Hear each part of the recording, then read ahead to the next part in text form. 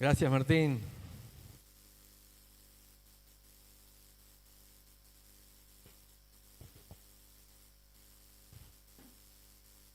Muy bien, muy buenas noches. Los invito a todos a abrir sus Biblias. Primeramente en el libro de Santiago, capítulo 1, versículo 25, dice Santiago 1, versículo 25, más el que mira atentamente en la perfecta ley, la de la libertad, y persevera en ella, no siendo oidor olvidadizo, sino hacedor de la obra, este será bienaventurado en todo lo que hace. Bienaventurado en todo lo que hace. Hoy vamos a tocar un tema que siempre nos afecta, muchas veces nos desalienta, otras veces nos encontramos desorientados a través de las pruebas. Las pruebas son una estrategia de Dios para que nosotros podamos ser más gozosos, más felices, seguir su guía, pero sobre todo está el aliento aquí de que podamos ser bienaventurados en nuestra vida. Bienaventurados significa felices, pero a veces suceden cosas repentinas en la vida que nos afectan mucho. Imagínense que no hace mucho tiempo dos países como Rusia y Ucrania se enfrentaron a una guerra que aún continúa. Aún en estos días estamos viendo por la televisión que de pronto los ciudadanos israelíes se ven en medio de una guerra que tanto afecta a toda la gente. Y así nos puede suceder a nosotros en el bienestar o en la comodidad de nuestras vidas. De pronto vienen pruebas, ¿no?, que tenemos que atravesar. Te llevo en el Salmo 63, el joven rey David de pronto tuvo que pasar pruebas tremendas, siendo muy joven y con un grupo de personas que le acompañaban. De pronto los celos y la envidia se despertaron en el corazón del rey Saúl y comenzó a perseguirlo y ordenó a sus soldados que le persigan a donde quiera que él vaya, y donde lo encuentren, sus soldados lo maten, lo ejecuten. Esa era la orden. Y entonces David tuvo que salir huyendo prontamente con lo que tenía, huyendo a los desiertos ahí en Israel, a lugares inhóspitos donde no había comida, donde no había agua, donde era zona seca, árida, guareciéndose en montañas y metiéndose en cuevas sin poder salir quizá por días, por el temor de que cuando salía los soldados lo podían encontrar. Y en este contexto está el Salmo 63, cuando dice Dios, y no solamente aquí dice Dios, el Dios que todos invocamos, sino que lo hace Él un Dios personal, un vínculo personal con el Señor. Dice Dios, coma, y después dice, Dios mío, de madrugada te buscaré, mi alma tiene sed de ti, mi carne te anhela en tierra seca y árida, donde no hay aguas. Y esta oración que eleva David, la eleva desde una cueva, en la soledad de un desierto, junto con otras personas, quizás sin mucha expectativa de vida, pero mira, en esa situación de prueba, porque él sabía que no era disciplina, era prueba, él se puede levantar en su oración para decir, aquí en este lugar, dice, voy a ver tu poder y voy a ver tu gloria, así como te he mirado en el santuario. Y él dice, yo recuerdo cuando estaba en Jerusalén, y yo recuerdo cuando estaba en el tabernáculo o en el templo y adoraba en la comodidad del lugar y con todos los hermanos ahí disfrutando y alabando. Recuerdo, anhelo ese momento, pero ahora las circunstancias han cambiado completamente. Aún así, dice él, mire él qué perspectiva que tenía de Dios, porque lo más importante dentro de una prueba es la perspectiva que tiene uno de Dios. Él, aún así, dice, voy a ver tu poder y tu gloria. Pero el versículo 3 es uno de mis 3 versículos más preferidos. Porque David dice ahí, mejor es tu misericordia que la vida. A veces estamos acostumbrados a decir, la vida me enseña, la vida me castiga, la vida me lo dio. Personalizamos la vida. David dice, ¿qué la vida ni la vida? ¿Qué la vida ni la vida? Él dice ahí, Señor, tu carácter, tu gloria, tu bondad, tu amor es mucho mejor que cualquier cosa de la vida. Mis labios te alabarán, así te bendeciré en mi vida y a tu nombre, dice, ¿qué hace? Alzaré las manos. Bendecir es hablar bien de Dios. Y estamos aquí en medio de una prueba. El apóstol Pablo lo diría de esta manera, porque yo sé en quién he creído. Entonces, sobre toda cosa que uno se acerca a Dios, o sobre toda cosa que uno pueda aprender acerca de Dios, lo más valioso que hay es aprender acerca del Señor. Como decía la canción, ¿cómo era el título de la canción? Jesucristo, basta. Eso es lo más importante. Yo sé en quién he creído. David aquí no lo dice, pero él está diciendo, yo sé en quién he creído. Bendeciré a Dios, alzaré mis manos cuando me acuerde de ti en mi lecho, cuando medite en ti en las vigilias de la noche. ¿No se han despertado ustedes igual que yo en medio de la noche, que no podían dormir y estaban con ansiedad en el corazón y con preocupación y con desaliento? Y nos despertábamos a las 2, 3 de la mañana y siempre ese a veces un hermoso momento para alabar al Señor y para orar y para pedirle. Porque tú has sido mi socorro y así en la sombra de tus alas me regocijaré. Mi alma está apegada a ti y tu diestra, dice, me ha sostenido. Salmo 63. Ahora, esto es lo que David pensaba acerca de Dios, el valor que Dios tenía para David. Pero la prueba también tiene una parte práctica. Y Santiago nos da la parte práctica. Santiago capítulo 1 dice, Santiago, siervo de Dios. Santiago capítulo 1, versículo 1, Santiago, siervo de Dios. A las tribus que están en la dispersión. El pueblo judío estaba disperso por todo el mundo a causa de una disciplina anterior. Y Santiago, como la carta de Pedro, están diciendo, ¿cómo estarán pasando los hermanos?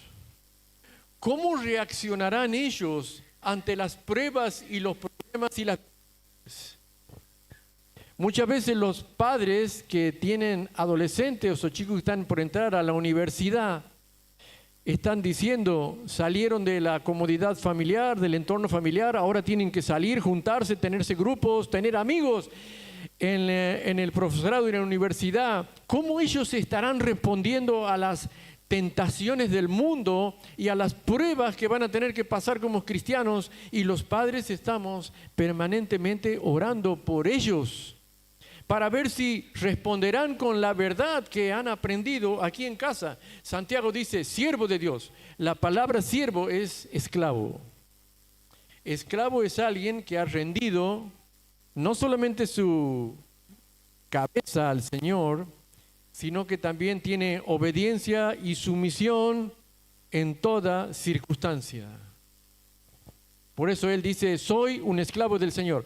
Antes era un esclavo de los ídolos y de las tentaciones de la carne, pero ahora dice soy un siervo y soy un esclavo del Señor. Esa palabra o ese pensamiento domina toda la carta del libro de Santiago. Y aquí empieza la explicación práctica. Hermanos míos, tened por sumo gozo cuando os halléis en diversas pruebas, sabiendo que la prueba de vuestra fe produce paciencia. Punto número 1. El gozo es una palabra muy importante en la Biblia.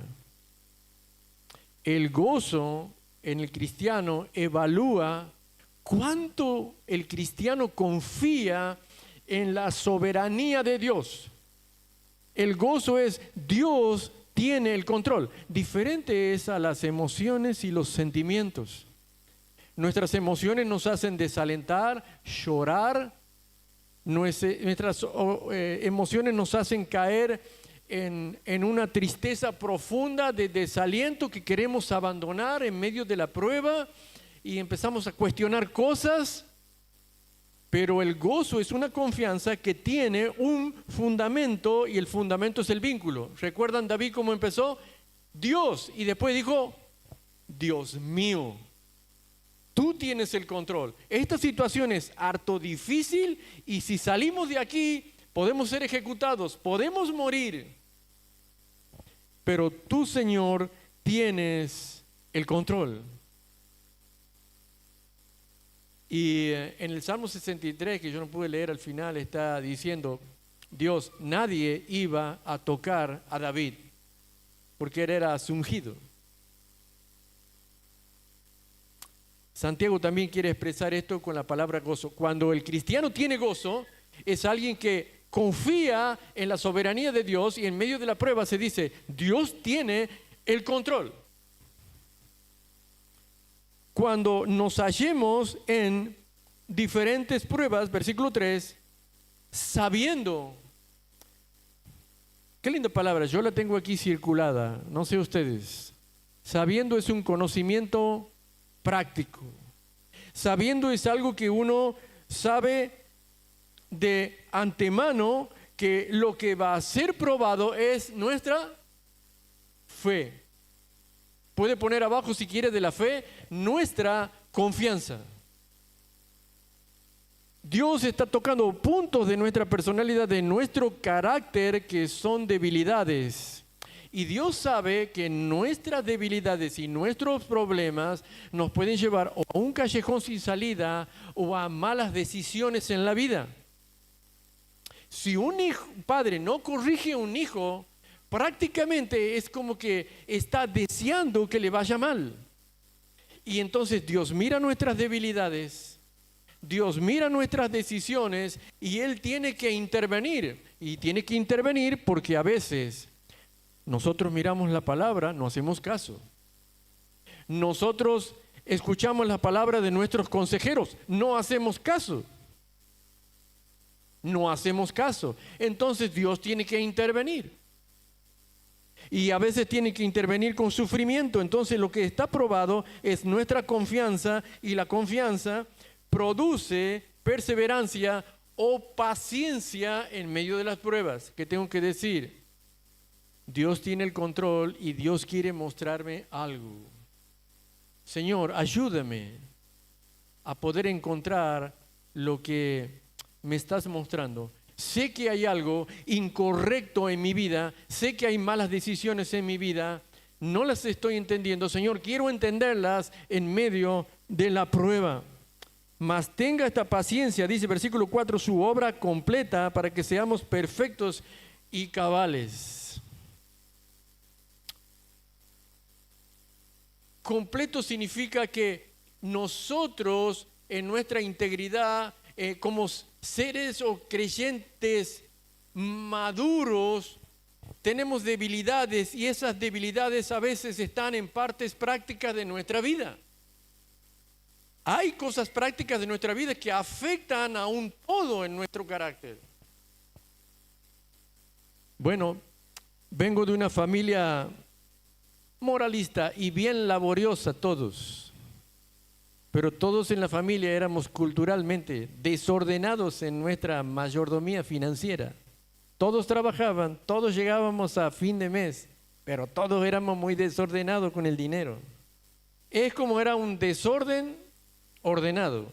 O vieron como un escritorio totalmente desordenado, pero que nosotros sabemos dónde están las cosas. Y realmente ese era muy complicado. Y así entré yo a mi matrimonio, pero me encontré con una esposa súper ordenada, porque venía de una familia, de una cultura súper ordenada. que eso que pagan las cuentas antes que venzan, ¿has visto? No dejan que ningún papel se pase antes, pagan todo. Y tienen una felicidad tremenda. Y yo fui muy bendecido en mi matrimonio por eso y aprendí mucho de José a ordenarme. Porque la mayordomía del dinero es una debilidad en el cristiano que afecta muchas cosas en la vida familiar, en los hijos y en el matrimonio.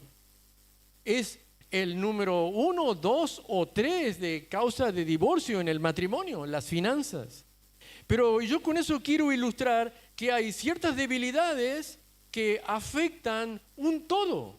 Y el Señor en pruebas trata sobre esas debilidades, ¿no? Para que en cosas particulares, que significa ahí cabales, ¿no?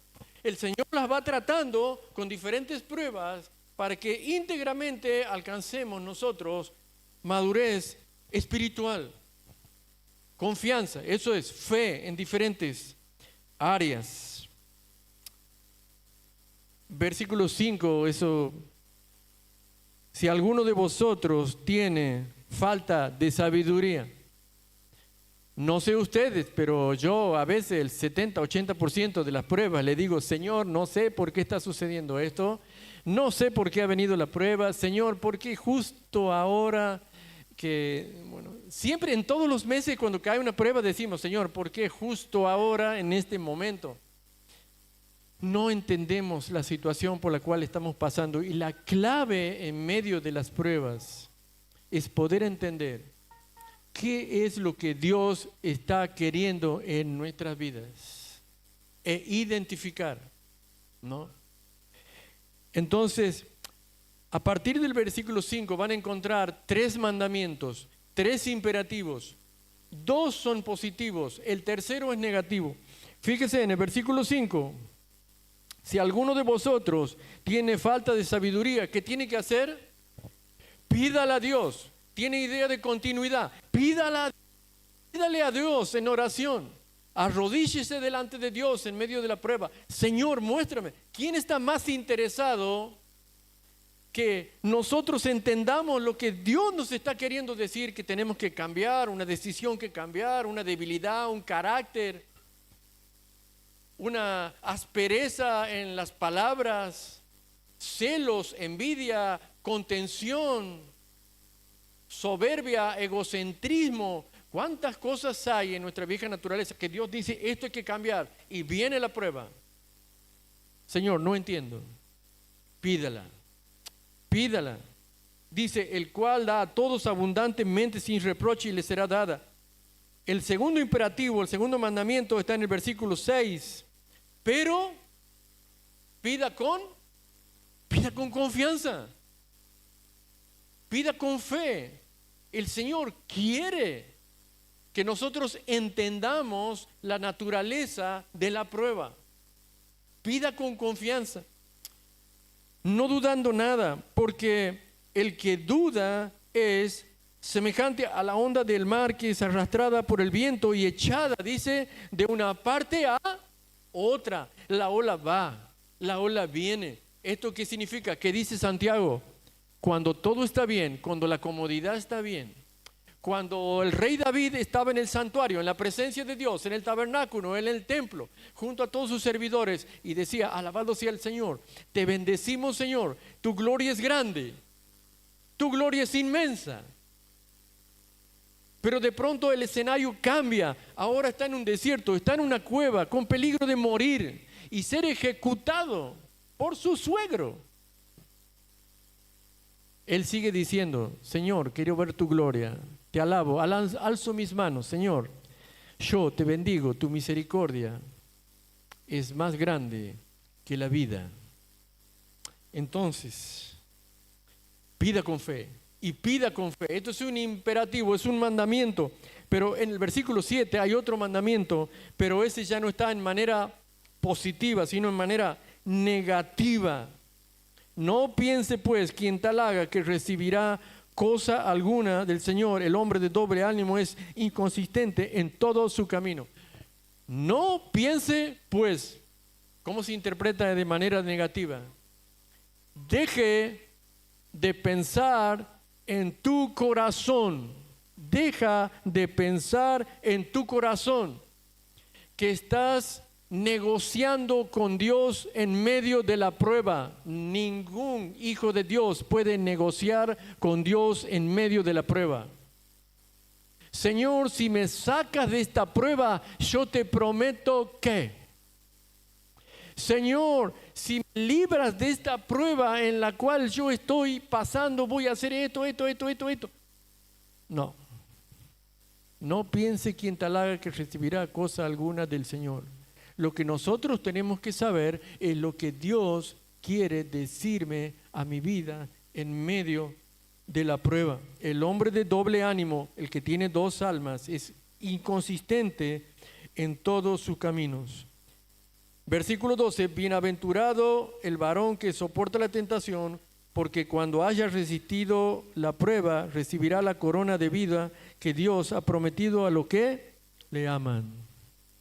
¿Sabe? Dios no tienta a nadie, ni puede ser tentado. No digas que Dios te está tentando. Tampoco cedas a la tentación en medio de la prueba. Muchos en medio de la prueba, muchos creyentes, olvidan sus principios, olvidan las verdades que ha aprendido, olvidan el consejo de Dios, olvidan las personas que le hablan diciéndole, estás tomando malas decisiones. No digas que Dios te está tratando mal. No digas. Hay una diferencia muy grande entre tentaciones y pruebas.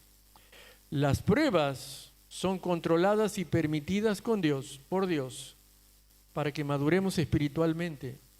Pero las tentaciones son las que nosotros cedemos por el deseo de nuestro corazón.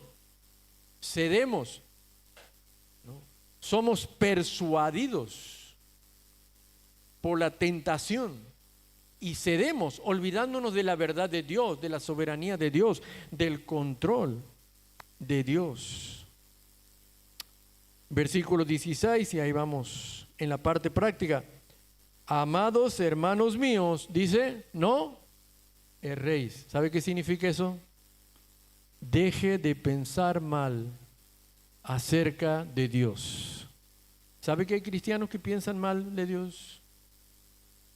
Y que están diciendo, yo no me merezco que Dios me trate así. Yo no me merezco que Dios me haga pasar por esto. Yo no me merezco esta prueba que estoy pasando y que no puedo salir de esta prueba. Y ya va varias veces que estoy en esta prueba y no salgo. Y echamos la culpa a Dios. Y en vez de bendecir a Dios como hizo David, Señor, te bendigo, te alabo y alzo mis manos a ti. Muéstrame tu poder y tu gloria. Llenamos nuestro corazón de desánimo y de amargura contra Dios y contra los hermanos. ¿Y sabe por qué digo contra los hermanos? Porque cuando perdemos el vínculo vertical con Dios, cuando perdemos el vínculo de una relación con Dios, empezamos a perder el vínculo con los hermanos. Y eso se nota en los hijos de Dios, cuando hay amargura en el corazón. Y dice, no erren de pensar de que Dios te está tratando mal. Dios es fiel y juntamente con la prueba, Él te va a mostrar la salida. Versículo 19, por eso, mis amados hermanos, todo hombre sea pronto para oír, tardo para hablar, tardo para airarse. ¿Por qué dice todo hombre sea pronto para oír y tardo para hablar? Porque en medio de la prueba somos ligeros para hablar. Hablar acerca de mal de Dios, hablar mal acerca de la iglesia de Dios, hablar mal acerca de los hermanos y de la comunión en los hermanos y en la congregación, porque es el resultado de un corazón amargado en contra de Dios. Y aquí Santiago dice, en medio de la prueba, y sí que estaban pasando pruebas los hermanos, mejor hay que callar. Y más bienaventurado es oír. Es tiempo de oír. Es tiempo de escuchar la voz de Dios. Y sabe, Dios habla de muchas maneras, de muchas formas. No solamente habla a través de la palabra de Dios en tu devocional. Dios habla a través de tus consejeros, del consejo de hermanos. Hermanos queridos al lado tuyo que te aman, que te quieren. Pero puede que no quieras escuchar el consejo. Mejor prefieres vomitar la amargura que tienes en tu corazón antes de estar escuchando el consejo de Dios que viene por un hermano. Dios habla por las letras de las canciones, por la comunión de la iglesia. Por eso Hebreos 10 dice, no dejando de congregarnos, de reunirnos. Porque cuando venimos a la iglesia, en vez de quedarnos en casa desalentados y amargados, dice el versículo que aquí encontramos aliento y exhortación. Prontos para escuchar y tardo también para airarnos o enojarnos, porque el disgusto, la amargura, la ira del hombre no obra la justicia de Dios. ¿Por cuál? Y aquí terminamos. Desechando toda, ¿qué dice? Inmundicia. La palabra de cual se tradujo esta palabra a nuestro castellano es cuando tenemos los oídos sucios, llenos de cera, y utilizamos un, ¿cómo se llama? Un cotonete, cotonete, ¿verdad? No sé cómo será otro, un cotonete. Y estamos ahí toda la hora limpiando nuestros oídos, porque no podemos escuchar. Y entonces la pregunta es, ¿qué estamos escuchando? ¿Qué leemos? ¿Quiénes son nuestros amigos, nuestros consejeros? ¿Qué estamos escuchando que nuestro oído está tan sucio? Porque dijo también David, compañeros soy de los fieles de la tierra, los que sirven al Señor, esos estarán a mi lado, ¿no? Qué bueno es tener buenos amigos, buenos compañeros cristianos, buenos consejeros, personas que están al lado mío, que caminan, que alaban a Dios y que en medio de la prueba son de ayuda y de consuelo y nos ponen el hombro y nos ayudan a salir y que nos dicen, hermano, estás débil en la fe. Y yo le digo, mi fe hoy es fuerte. ¿Quieres apoyarte en mi fe? Mi confianza hoy es fuerte. ¿Quieres apoyarte en mi confianza? Yo te ayudo a salir de esto. ¿Quieres que te ayude a salir de la prueba? Sí, me gustaría entender por qué estoy así. Inmundicia del oído. Pero también dice abundancia de malicia. La malicia tiene que ver con todos esos argumentos y esas objeciones que uno tiene en la mente, ¿no? Porque la batalla más grande de un cristiano se libra en la mente, en los pensamientos,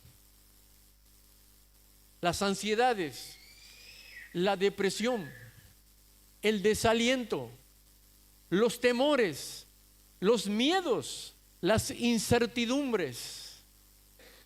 El yo sé en quién he creído ya cada vez está más lejos.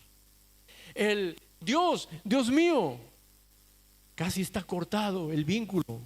He perdido mi confianza en el Señor y me estoy enfriando lentamente y perdiendo el vínculo.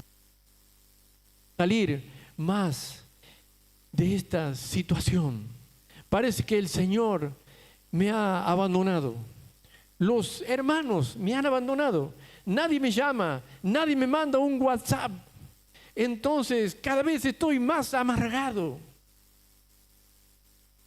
Y todas esas cosas, como dice segunda de Corintios capítulo 10 y versículo 5, echando bajo todo argumento que se levanta contra el conocimiento de Dios y estando pronto para castigar toda desobediencia que entra en la mente y que me desalienta, ¿no?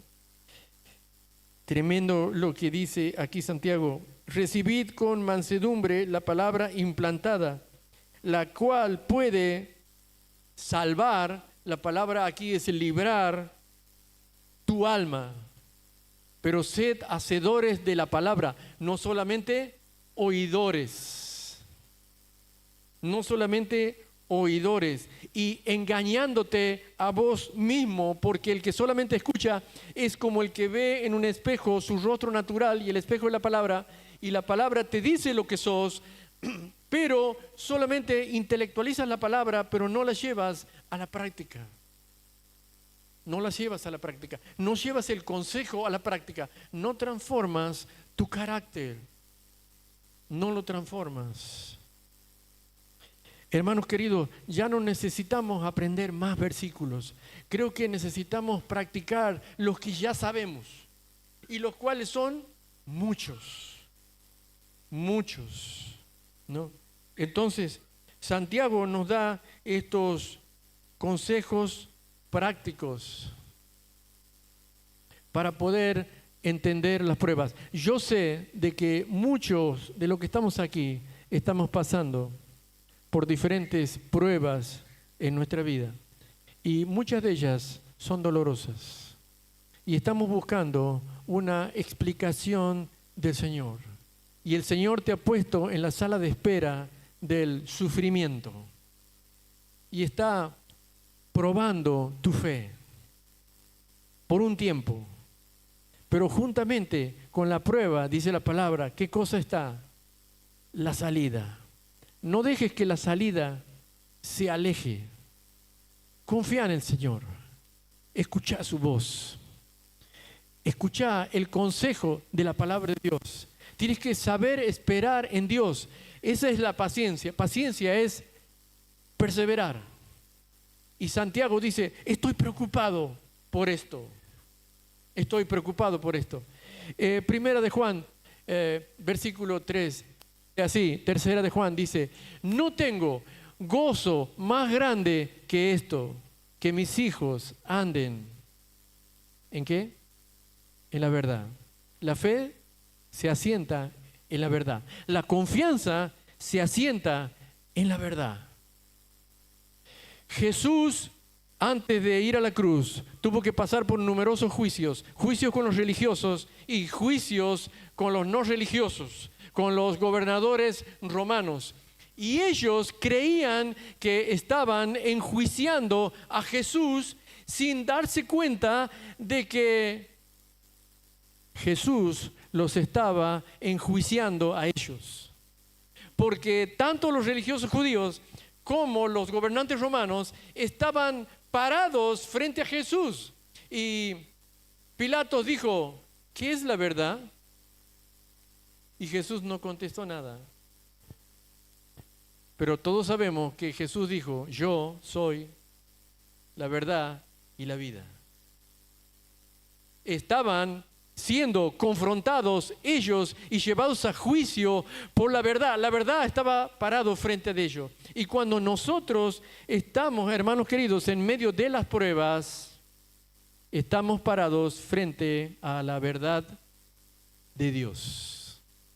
En esa verdad que tenemos que confiar. Y Jesús nos pregunta, ¿confías en mí? ¿Confías en mi palabra? ¿Confías que yo tengo el control? ¿Confías que yo te tengo en mi mano, en mi diestra, y te haré pasar la prueba y te mostraré y serás bienaventurado o bienaventurada? Qué hermoso que es cuando uno aprende las cosas más maravillosas en la vida. Las he aprendido yo mismo en los desiertos de la vida.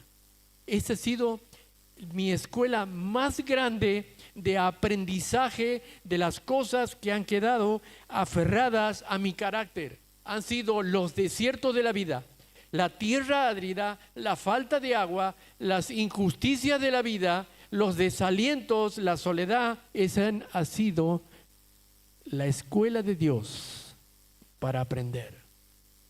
Entonces, no tengas temor. No tengas, Señor. Pedirle al Señor, Él da abundantemente y sin reproche. Jesucristo, basta. También dijo el salmista, ¿a quién tengo yo en los cielos sino a ti? Le voy a pedir a los chicos que suban, que canten una canción. Me gustó mucho la canción que cantaron recién, al final. Jesucristo, basta. ¿Sabe qué bueno va a ser? Que mientras estés cantando, también rindas y consagres tu corazón al Señor. Yo sé que muchos en esta noche están pasando por diferentes pruebas y situaciones difíciles en la vida. Y que puedas rendir tu corazón al Señor y decirle, Señor, estoy en tus manos, Señor. Te alabaré, te bendeciré, hablaré. Muéstrame tu gloria y tu poder en medio de la prueba y hazme ver, Señor. Hazme un siervo consagrado para ti, Señor. Solo tú bastas.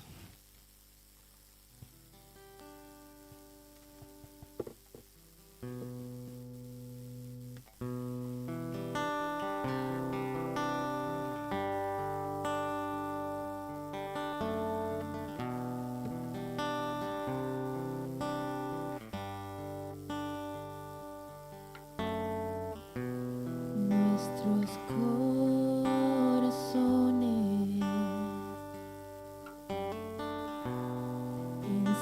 insaciables son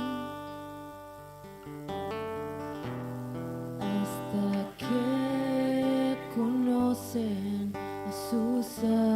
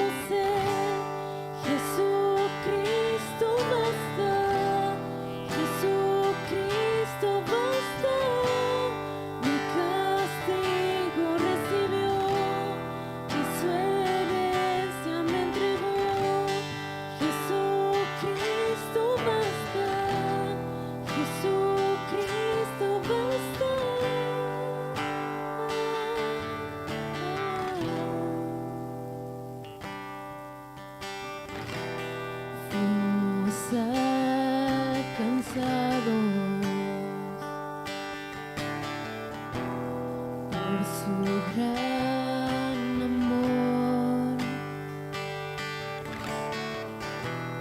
con brazos abiertos nos recibe hoy.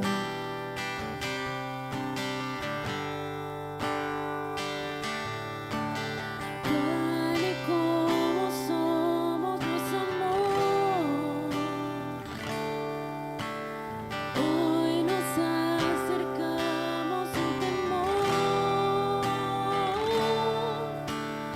Él es el agua que al beber nunca más tendremos sed. Jesucristo basta, Jesucristo basta. Mi castigo recibió y su herencia me entregó. Jesucristo basta, Jesucristo basta.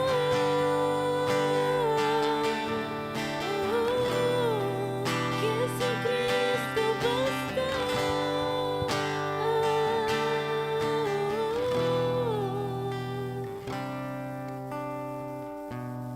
Ahora hay un futuro